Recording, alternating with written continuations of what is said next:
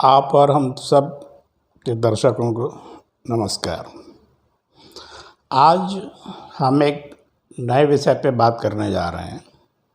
जैसे हमारे प्राकृतिक प्रकोप चल रहा है इस समय, और पहले हमारे ज़माने में, पूर्व समय में जो हमारे ऋषि मुनि थे, उन्होंने इसका इस तरह से समाधान कर रखा था कि ये विकृतियाँ होती नहीं थी।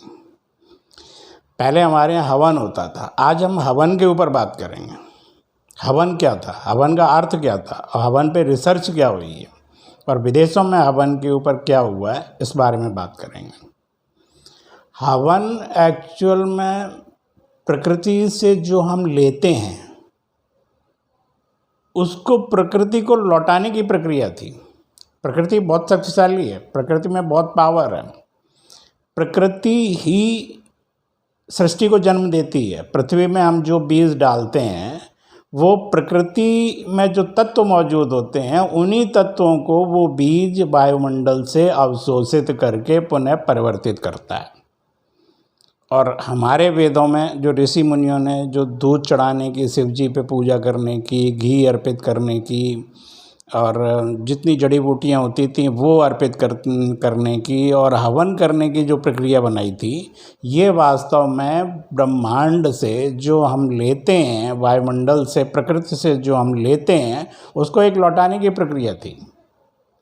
और इससे वायुमंडल शुद्ध होता था, वायुमंडल मजबूत होता था। जो प्रकृति से जो चीज़ें हमारे पास आती थी, प्रकृति उन्हीं को ही हजारों गुना परिवर्तित करके हमें वापस करती थी। और इसलिए प्रकृति में दूषित नहीं होता था। हमारे ऋषि मुनियों ने खोजा था कि बरगद, पीपल, तुलसी और बहुत से ऐसे पौधे, बेलपत्र, ये बहुत से ऐसे पौधे थे जो रात में भी ऑक्सीजन देते थे, दिन में भी ऑक्सीजन देते थे।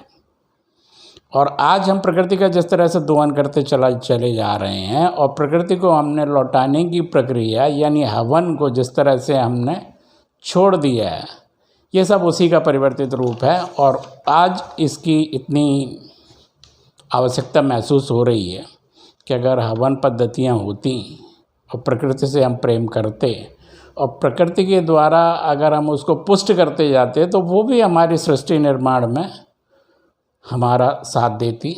और अब मैं बताऊंगा कि इनमें कैसे कैसे क्या क्या होता है। लेकिन जो हमारे यहाँ पूजा पद्धतियों को, शिव जी पे दूध चढ़ाने के बारे में बहुत विकृत बातें आती हैं, और घी जो हम उसमें हवन में यूज़ करते हैं, इन पे आम की लकड़ियों का और पलास की लकड़ियों का और गूलर की लकड़ियों का किन तरह से उपयोग करते थे और उनके क्या औषधीय गुण होते थे, इन सब के बारे में हमारे ऋषि मुनियों को कितना ज्ञान था, जो उन्होंने परंपराओं में डाल के प्रकृति को मजबूत करने की जो प्रक्रिया की थी, उससे हम जितने दूर होते जा रहे हैं। अब आज के समय में सिर्फ हम प्रकृति का दोहन करते हैं, उसको बीज के रूप में लौटाते नहीं हैं। प्रकृति शक्तिशाली है। प्रकृति में इतनी शक्ति होती है कि जो एक बीज आप उसको देते हो, उसका वो हजारों गुना आपको परिवर्तित करती है।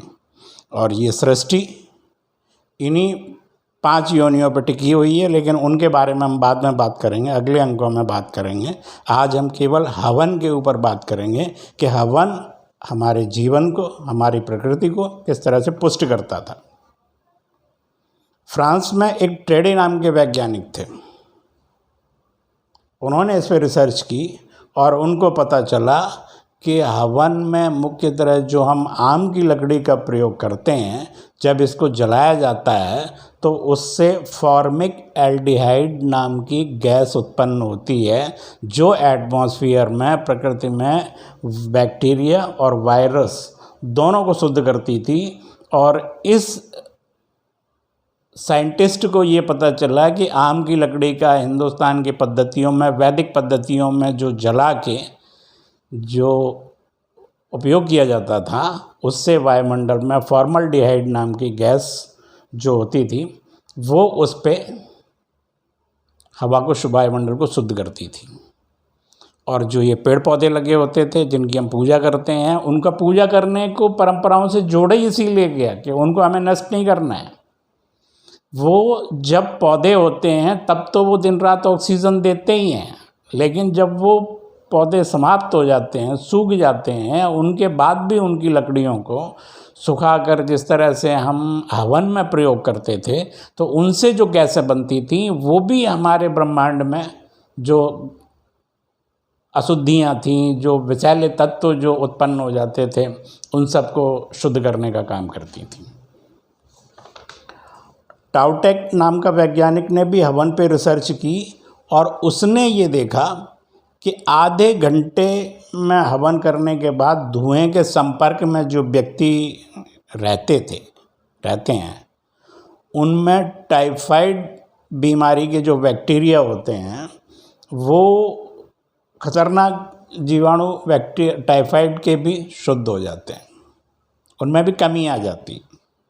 बराबर अगर इनके संपर्क में रहा जाए तो इन्हीं सब चीज़ों को प्रयोग करके आयुर्वेद में पंचकर्म वगैरह की जो पद्धतियाँ बनाई गई उनकी, वो सब इसी से संबंधित थी।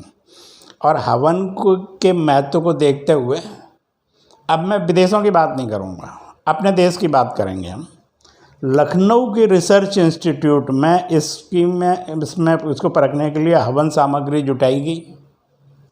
हवन सामग्रियों में जौ और लकड़ी का बूरा और जो मेवे वगैरह डाले जाते थे, घी डाला जाता था, जो समिधाएँ डाली जाती थीं और बहुत से पदार्थ जो हवन सामग्री में इकट्ठे किए जाते थे, उनको जलाने से वहाँ पे देखा गया कि आधा किलो हवन की 1 केजी आम की लकड़ी का और आधा केजी हवन सामग्री में जब घी डाल के उनका हवन किया गया तो एक कमरे में 94% वायरस और बैक्टीरिया नष्ट हो गए,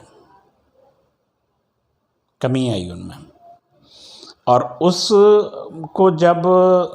उसको कमरे को खोलने के बाद भी जब उसको खुला रहने दिया गया और उसमें बाहर की वायु आई, तब भी बाहर के वायुमंडल से और उस कमरे के वायुमंडल में भी 90% बैक्टीरिया और वायरस कम थे और इसका प्रभाव 30 दिन बाद तक ऑब्ज़र्व किया जाता रहा। वहाँ से हवा के सैंपल लेके 30 दिन तक उसका प्रभाव वहाँ पे रहा। और ये रिसर्च जर्नल ऑफ एथनोप्रोटोकोलॉजी 2007 के संस्करण में इसकी पूरी रिसर्च छपी थी। और इस रिपोर्ट में लिखा गया था कि हवन द्वारा वनस्पतियों को और हवन के द्वारा जो वनस्पतियों को जो नुकसान होता था, जो बैक्टीरिया होते थे, उसमें जो पेस्टिसाइड होते थे, उनमें भी कमी आती थी।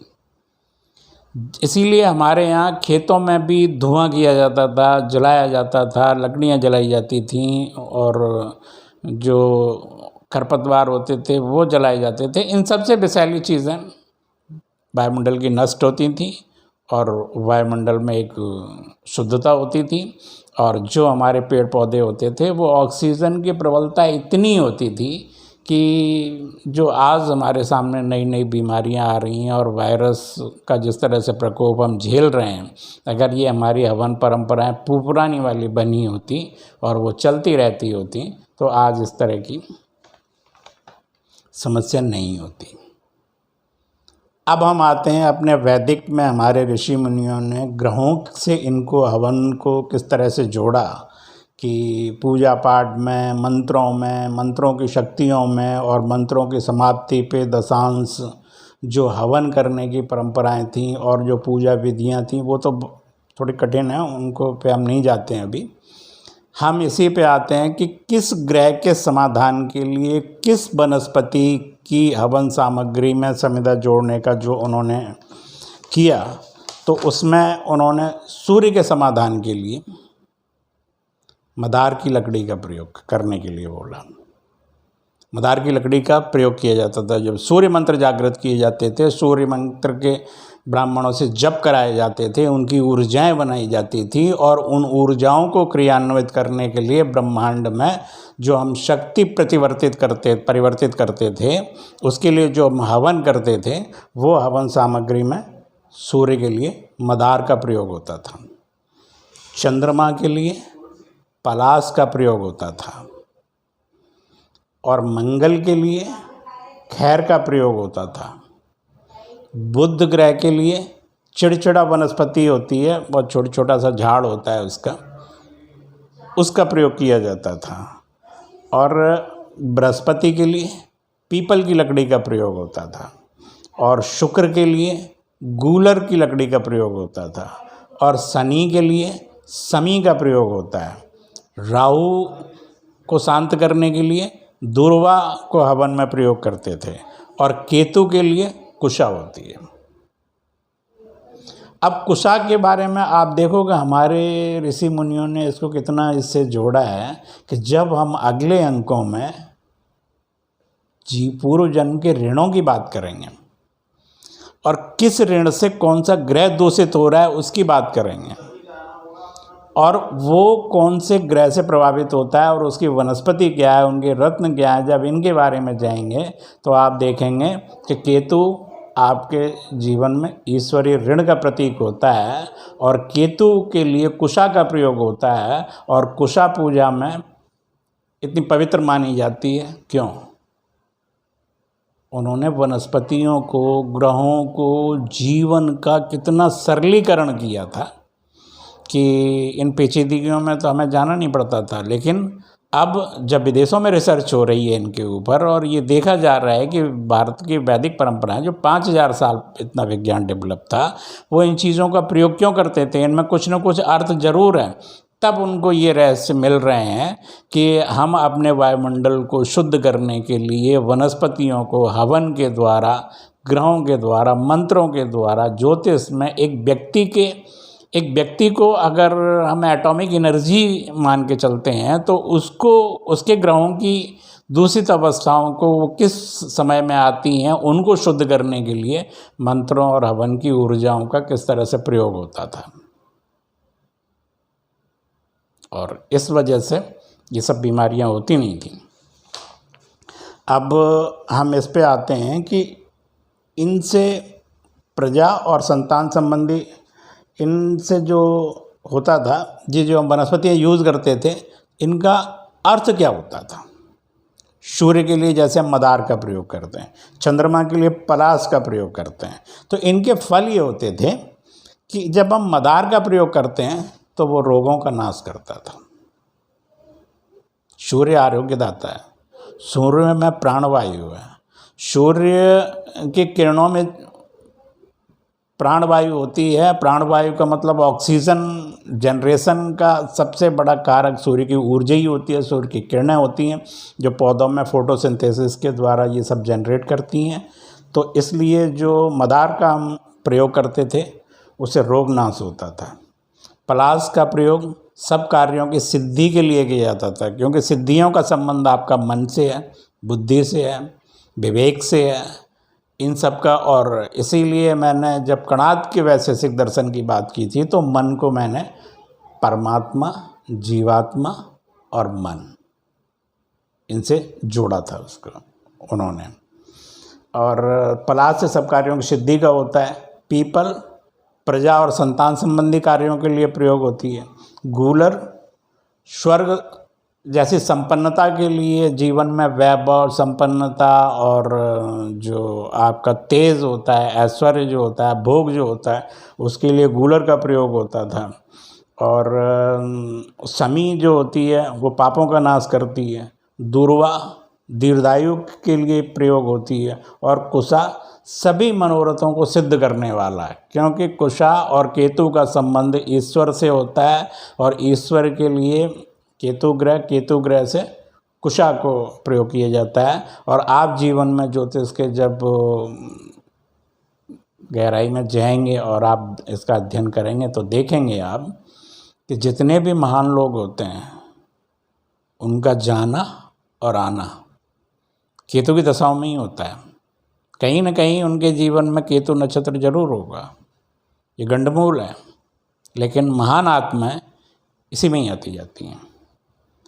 और जब वायुमंडल में सर्दी, नमी, वायु में भारीपन और दूषित और विकृतियाँ जब बढ़ती थीं तो हमारे यहाँ हवन की परंपराएं बनाई गई थी, और हवन की परंपरा इतनी होती थी कि कम से कम हर घर में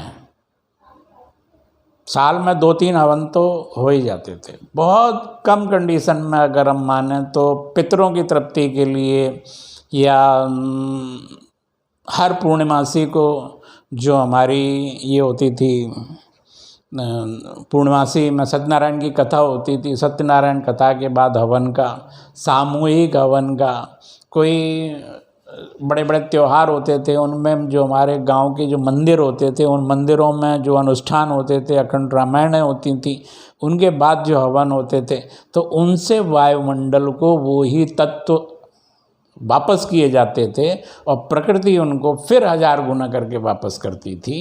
तो ये एक वायुमंडल के शुद्धिकरण की और वायुमंडल को सशक्त करने की प्रक्रिया थी।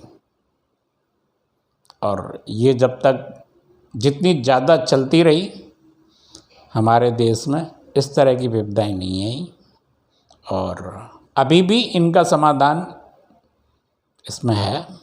अगर हम सब लोग हवन वगैरह की पद्धतियों में, अपने पुराने पारंपरिक पद्धतियों में, अपने ज्योतिष का जो हमारा पुरातन विज्ञान है उसको जीवन की परंपराओं में डालने का प्रयास करेंगे तो हमारे जीवन में सुख शांति अवश्य आएगी, और इस तरह की विकृतियों का हमें देखने का अवसर जीवन में नहीं मिलेगा। नमस्कार। अगले अंक में हम लोग बात करेंगे हवन से संबंधित, ब्राह्मणों से संबंधित और इनसे समाधानों से संबंधित। नमस्कार।